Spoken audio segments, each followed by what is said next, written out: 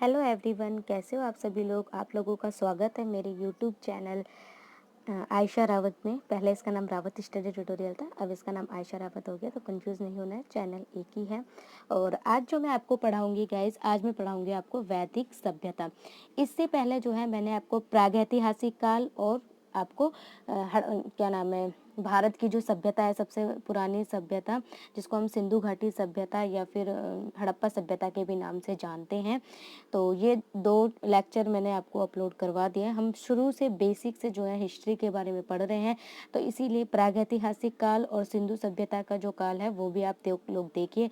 इसके बाद जो सभ्यता शुरू होती है, एक टाइम पीरियड वाइज हम चैप्टर को पढ़ रहे हैं, तो इसलिए आपको भी आई होप समझने में हेल्प होएगी कि कैसे हम जो है अपनी हिस्ट्री को दोबारा से पुनर्जीवित करके पढ़ सकते हैं।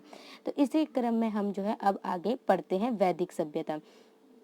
तो वैदिक सभ्यता का जो टाइम पीरियड है उसका स्टार्टिंग माना जाता है 1500 से लेकर के, ठीक है। अगर हम देखेंगे तो 1500 से लेकर के लगभग 600 ईस्वी पूर्व या फिर आप बोलो बीसी, तो बिफोर क्राइस्ट 1500 ईस्वी पूर्व से लेकर के 600 ईस्वी पूर्व का जो ये पूरा टाइम हम पढ़ेंगे, ये पूरा वैदिक सभ्यता इसको बोला जाता है, ठीक है। तो ये भी आपको याद रखना है। इससे पहले जो मैंने आपको बताया था, याद होगा, प्रागैतिहासिक काल के बारे में मैंने बताया था कि लगभग 25 लाख पूर्व से ये शुरू हो जाता है। आपकी बुक में कहीं पे 56 लाख पूर्व भी लिखा होगा, और लगभग 10,000 ईस्वी पूर्व तक जो है प्रागैतिहासिक काल चलता है, जिसको कि मैंने आपको बताया था कि प्रागैतिहासिक काल में जो है हम उसको 3 भागों में बांटते हैं, पुरापाषाण, नवपाषाण, मध्यपाषाण। तो इस तरीके से वो मैंने अच्छे से उस वीडियो में बता रखी है। अगर आप लोगों ने नहीं देखे तो एक बार जाके देख लीजिए। उसके बाद मैंने बताई थी कि एक जो सभ्यता आती है जिसको नगरीय सभ्यता भी हम कहते हैं, जो कि होती है हड़प्पा सभ्यता, उसका टाइम पीरियड भी जो है 2500 ईस्वी पूर्व से लेकर के 1700 ईस्वी पूर्व के बीच में वो है, वो टाइम पीरियड भी आएगा, जो जिसमें कि अलग अलग जो राइटर है उन्होंने उसका, जो भी इतिहासकार है, सॉरी, इतिहासकारों ने जो है अलग अलग मत इसमें बता रखे हैं, तो वो भी मैंने बता रखे हैं कि आपको कौन कौन से 2-4 याद रखने हैं। और फिलहाल अगर हम ओवरऑल लेके चले कि टोटल मतलब कहाँ से कहाँ तक की थी, तो आप याद रख सकते हो 2500 ईस्वी पूर्व से लेकर के 1700 ईस्वी पूर्व तक का जो टाइम पीरियड था वो था हड़प्पा सभ्यता का। उसके बाद चलते हैं वैदिक सभ्यता। वैदिक सभ्यता का काल यहाँ पे लिखा हुआ है, आपको दिख रहा है, ठीक है, ये रहा। अब जो है सबसे पहले हमारे मन में क्वेश्चन आता है कि वैदिक ही हमने इस सभ्यता का नाम क्यों रखा था और कुछ क्यों नहीं रखा। जैसे मैंने आपको बताया था हड़प्पा सभ्यता का नाम क्यों रखा गया था, सेम ऐसे ही वैदिक सभ्यता का नाम जो है वैदिक क्यों रखा गया। तो वैदिक इसलिए रखा गया क्योंकि इस टाइम पे वेदों की रचना की गई थी। हमारे कितने वेद है? 4 वेद है। तो इसी टाइम पे ये जो 1500 से ईस्वी पूर्व से लेकर के 600 ईस्वी पूर्व का टाइम है, इसी टाइम के बीच में जो है हमारे वेदों का रचना की गई थी। इसी वजह से इस सभ्यता को वैदिक सभ्यता का नाम दिया जाता है। तो आई होप नाम के तो जो आपका डाउट होगा वो क्लियर हो गया होगा। अब जो ये वैदिक शब्द है ये वेद से बना हुआ है, क्योंकि वेदों की रचना हुई थी उसी से बना हुआ, जिसका अर्थ होता है ज्ञान। तो वेद का अर्थ होता है ज्ञान। अब इसके निर्माता के बारे में काफी जो है अलग अलग राय हैं, वो भी हम देखेंगे कि निर्माता का मतलब है कि जो वैदिक सभ्यता के जो लोग थे वो कौन थे, किन्होंने इस सभ्यता का निर्माण करवाया था। तो ऐसा माना गया है कि वैदिक सभ्यता का जो निर्माण कर रहे थे वो आर्य थे। आर्य कहाँ से आए थे? ये शब्द संस्कृत शब्द है जिसका अर्थ होता है श्रेष्ठ। तो ये इसका वो हो गया। आगे चलते हैं। अलग अलग जो है इतिहासकारों ने इसके बारे में अलग अलग राय बताई हुई है, कौन कौन से हैं देखते हैं। मैक्स मूकर, याद रखना, मैक्स मूलर जो है, इनके अनुसार जो है जो ये लोग थे जो जिन्होंने वैदिक सभ्यता की शुरुआत की थी, ये कहाँ से आए थे? तो ये आए थे मध्य एशिया से। मतलब ये जो आर्य थे जिन्होंने वैदिक सभ्यता का निर्माण किया था भारत में, ऐसा माना गया मैक्स मूलर के अनुसार कि ये मध्य एशिया से आए थे, ठीक है, वहां से ये आए थे और उन्होंने भारत में जो है वैदिक सभ्यता का निर्माण किया था। इसी की तरह जो डॉक्टर संपूर्णानंद थे, इनके अनुसार जो है ये आए थे यूरेशिया से। अब यूरेशिया का जो आलास पर्वत है वहां से आए थे। यूरोप और एशिया के बीच में ये पड़ता है जगह, वहां को यूरेशिया बोला जाता है। तो डॉक्टर संपूर्णानंद के अनुसार ये जो आर्य थे ये वहां से आए थे। बाल गंगाधर तिलक जो थे, उनके अनुसार जो है इन्होंने कहा है कि जो वैदिक सभ्यता के जो लोग थे जिन्होंने वैदिक सभ्यता का निर्माण किया था, ये आर्कटिक क्षेत्र से आए थे, मतलब नॉर्थ पोल, उत्तरी ध्रुव साइड से ये लोग आए थे। और लास्ट जो है स्वामी दयानंद सरस्वती, इनके अनुसार जो है ये तिब्बत क्षेत्र से आए थे। तो इस तरीके से आप देख सकते हो कि अलग अलग जो इतिहासकार थे, जो आप देख सकते हो किसी ने कुछ इस तरीके से बताया। और ज्यादातर श्रेय जो है मध्य एशिया को जाता है कि मध्य एशिया से जो है जो ये लोग आर्य लोग आए थे। तो इस तरीके से भी आपको याद रखना है। उसके बाद बात होती है जानकारी के बारे में कि हमें वैदिक सभ्यता के बारे में जानकारी कहाँ से मिलती है। तो जानकारी के बारे में मैं आपको बता दूं कि जानकारी जो है हमें वैदिक सभ्यता जो है साहित्यिक स्रोत भी मिलते हैं और पुरातात्विक स्रोत भी मिलते हैं। साहित्यिक का मतलब है लिखित में भी हमारे पास काफी सारी जानकारी, जैसे वेदों का निर्माण हो गया तो वेदों से भी हमें जानकारी मिलती है। पुरातात्विक स्रोत में जो है जितने भी हमें मृद भांड वगैरह जो भी मतलब पुरानी चीजें थी, इमारतें वगैरह, वो जो चीजें मिली हैं वो आपकी आ जाती हैं पुरातात्विक स्रोत में। उसके बाद मैं बात करूं, इसी तरीके से मैंने आपको हड़प्पा सभ्यता भी बताई थी। तो अगर मैं बताऊं वैदिक सभ्यता को हम क्या बोल सकते हैं, कौन सा काल बोल सकते हैं, तो वैदिक सभ्यता जो है ऐतिहासिक काल है और हड़प्पा सभ्यता मैंने आपको बताई थी प्राग ऐतिहासिक काल है। और उससे पहले जो जो नहीं सॉरी हड़प्पा सभ्यता जो है आद ऐतिहासिक काल है और उससे पहले का जो टाइम पीरियड था वो था प्राग ऐतिहासिक काल। इस तरीके से कालों को भी डिवाइड कर रखा है जो कि आपको समझना है। तो वैदिक सभ्यता को जो है ऐतिहासिक काल कहा जाता है। उसके बाद आगे चलते हैं तो हमें पुरातात्विक स्रोत पहले देखते हैं। मैंने बताया था दो टाइप के स्रोत, हमें साहित्यिक स्रोत और पुरातात्विक स्रोत, दोनों प्रकार के स्रोत हमें वैदिक सभ्यता के बारे में जानकारी देते हैं। तो जिनमें पुरातात्विक स्रोत की बात करूं तो हमें जो है बोगो जो कोई अभिलेख, एक अभिलेख है बोगा जो कोई अभिलेख, जो 1400 ईस्वी में, ये 20 ईस्वी पूर्व के इस अभिलेख, मतलब कब लिखा गया था, 1400 ईस्वी पूर्व में ये अभिलेख लिखा गया था। और इस अभिलेख में जो है इंद्र देवता, वरुण देवता, मित्र, नासत्य, इन सब के बारे में जानकारी मिलती है। ठीक है। और बात करूं क्योंकि ये सभ्यता बहुत बड़ी थी इसीलिए इस सभ्यता को मतलब बहुत बड़ी नहीं सॉरी, ये जो सभ्यता थी इस सभ्यता को जो है दो भागों में बांटा गया था। एक था उत्तर वैदिक काल, एक था पूर्व वैदिक काल। पूर्व वैदिक काल और उत्तर वैदिक काल इसलिए डिवाइड कर दिया जाता है क्योंकि काफी सारे चेंजेस इस बीच में आते हैं, जैसे कि लोगों ने लोहे की खोज कर ली थी जिसकी वजह से जो है खेती में विस्तार आता है, साथ ही साथ साम्राज्य राजनीतिक विस्तार हमें देखने को मिलता है। तो काफी सारे चेंजेस हमें देखने को मिलते हैं उत्तर वैदिक काल और जो है पूर्व वैदिक काल में। तो अगर मैं बात करूं उत्तर वैदिक काल का टाइम पीरियड तो वो है आपका उत्तर वैदिक काल का टाइम पीरियड 1000 बीसी से लेकर के 600 बीसी के बीच में। और वहीं मैं बात करूं कि पूर्व वैदिक काल का टाइम पीरियड क्या है तो 1500 बीसी से लेकर के 1000 बीसी तक। ठीक है, तो ये आपको याद रखना है। उसके बाद चलते हैं आगे। पूर्व वैदिक काल के जो बर्तन वगैरह मिले हैं, मृद भांड वगैरह, उन्हें गैरिक ओसीपी मृद भांड कहा जाता है। ठीक है, गैरिक मृद भांड या फिर ओसीपी इनको शॉर्ट फॉर्म में कहा जाता है। और जो उत्तर वैदिक काल में जो हमें मृद भांड मिले उनको चित्रित धूसर मृद भांड पीजीडब्ल्यू भी कहा जाता है। ये तो हो गए पुरातात्विक स्रोत। अब बात करते हैं साहित्यिक स्रोत की। साहित्यिक स्रोत में मैंने आपको बताया जैसे कि ऋग्वेद वगैरह की रचना हो गई थी। सबसे प्राचीन वेद यही था ऋग्वेद। ऋग्वेद में जो है टोटल 10 मंडल है। बहुत इंपॉर्टेंट है एग्जाम की नजर से, कई बार जो है कम्पिटिटिव एग्जाम में पूछे जाते हैं। तो जो आप देख सकते हो कि जो सबसे प्राचीन वेद था वो कौन सा था, ऋग्वेद था। इसमें 10 मंडल थे और 1028 सूक्त मंत्र थे, मतलब 1028 जो थे इसमें मंत्र लिखे गए हैं ऋग्वेद में।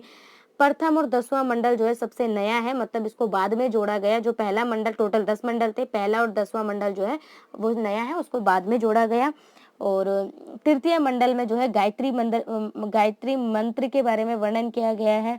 और 7वें मंडल में जो है दशराज युद्ध का वर्णन किया गया है। सारे 10 के 10 मंडल नहीं, जो इम्पोर्टेंट है वो मंडल मैं आपको बता रही हूँ कौन से मंडल में क्या वर्णन किया गया है। 9वें मंडल में सोम देवता के बारे में वर्णन किया गया और 10वें मंडल में सबसे इम्पोर्टेंट वर्ण व्यवस्था के बारे में वर्णन किया गया, जैसे आपने पढ़ा है ब्राह्मण, क्षत्रिय, वैश्य, शूद्र। तो इस तरीके से जो है 10वें मंडल में जो है वर्ण व्यवस्था के बारे में वर्णन किया गया है। अब चलते हैं थोड़ा सा आगे। ये तो हो गई ऋग्वेद की बात। अब देखते हैं सामवेद, दूसरा वेद है हमारा सामवेद। सामवेद में जो है क्या बताया गया है, संगीत के बारे में बताया है। तो इस वेद को संगीत का वेद कहा जाता है क्योंकि इसमें जो 7 स्वर है उन स्वरों के बारे में जो है सर्वप्रथम जो प्रयोग किया गया है वो सामवेद के इसमें बताया गया। तो बेसिकली एक ये संगीत से रिलेटेड वेद है, इसीलिए इसको संगीत वेद भी कहा जाता है। थर्ड जो वेद है वो है यजुर्वेद और यजुर्वेद में जो है यज्ञ से रिलेटेड विधियों के बारे में वर्णन किया गया है।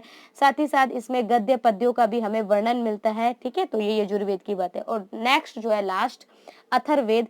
अथर्ववेद में जो है जादू टोने के बारे में वर्णन मिला है। ये सबसे लास्ट का वेद है, इसका निर्माण सबसे लास्ट में हुआ था। तो इसमें जादू टोने के बारे में, वशीकरण के बारे में, विवाह संबंधी, मृत्यु आदि संबंधी बातों के बारे में इस वेद में वर्णन किया गया है। सबसे पुराना वेद है ऋग्वेद और सबसे लास्ट का वेद है अथर्ववेद। ये सबसे बाद में बना था और इसमें ये सारी बातें बताई गई है। इस वेद को ब्रह्म वेद या श्रेष्ठ वेद भी कहा गया है, ठीक है? और सबसे बाद का वेद इसे ही माना जाता है, मतलब सबसे लास्ट में जो हुआ था। तो इस तरीके से आप चारों वेदों के बारे में बेसिक इन्फॉर्मेशन देख सकते हो। उसके बाद चलते हैं आगे। मैंने आपको बताया था कि जो वैदिक काल थे ये 2 भागों में डिवाइड है ना? जैसे मैंने बताया पूर्व वैदिक काल और उत्तर वैदिक काल। तो पहले पूर्व वैदिक काल पढ़ेंगे। पूर्व वैदिक काल जितना भी हम पढ़ेंगे, ये जो बातें होंगी ये 1500 से लेकर के 1000 ईस्वी या बीसी तक की बातें होंगी। तो ये चीज आप मन में रखना कि इतने तक की बातें मैं आपको बता रही हूँ कि उस टाइम पे कैसे कैसे राजनीतिक जीवन था, आर्थिक जीवन था। इस चीज को, टाइम को ध्यान में रखो कि हम कितनी पुरानी बातें पढ़ रहे हैं। तो 1500 से 1000 बीसी पूर्व की बातें पढ़ रहे हैं, और 1000 से लेकर के 600 ईस्वी पूर्व जो है मैं नेक्स्ट वीडियो में जो है उत्तर वैदिक काल के पार्ट में बताऊंगी। चलो पढ़ते हैं पूर्व वैदिक काल का राजनीतिक जीवन। तो पूर्व वैदिक काल में जो कबीलिया जीवन था वो समूह में रहता था, ठीक है? और कभी कभी क्या होता था, 2 कबीले आपस में लड़ते थे, जिसकी वजह से ऐसा महसूस होता था कि एक राजा की आवश्यकता होनी चाहिए। जो कि कभी ऐसी प्रॉब्लम आती है जब 2 कबीले आपस में लड़ते हैं तो उस प्रॉब्लम को सुलझाया जा सके। तो राजा को जो बनाया जाता था राजा, लेकिन राजा कोई इतना बड़ा राजा नहीं होता था। आप देखो यहाँ पे राजा जो था वो उस व्यक्ति को बनाया जाता था जो सबसे शक्तिशाली व्यक्ति होता था। और ऐसा नहीं है कि ये पद जो है वंशानुगत होता था, इसके बारे में कोई जानकारी नहीं है। राजा कोई भी बन सकता था, जो थोड़ा सा शक्तिशाली व्यक्ति होता था गांव का, उसको राजा बना दिया जाता था। उसके बाद ऐसा कंपलसरी नहीं है कि उसके पुत्र को भी राजा ही बनना पड़ता था। यहाँ पे राजा एक छोटा सा, मतलब हेड बोल सकते हो आप, सरपंच टाइप का, इस टाइप का राजा हुआ करता था। उसके बाद आगे चलते हैं। राजा के लिए जो है हेल्प के लिए क्या क्या बनाए गए थे। तो राजा की सहायता के लिए समिति, सभा, विधव गण ये बनाए गए थे। अब समिति क्या थी? समिति ये आम लोगों की सभा होती थी, उसको समिति कहा जाता था, जो कि राजा की सहायता के लिए होती थी। सभा क्या था? तो सभा जो थी ये कुलीन लोगों की संस्था होती थी, मतलब कुलीन लोगों की ये एक संस्था थी। और विधव क्या था? विधव जो था, कभी भी उपज या लूट का बंटवारा करना होता था तो उसी को विधव कहते थे।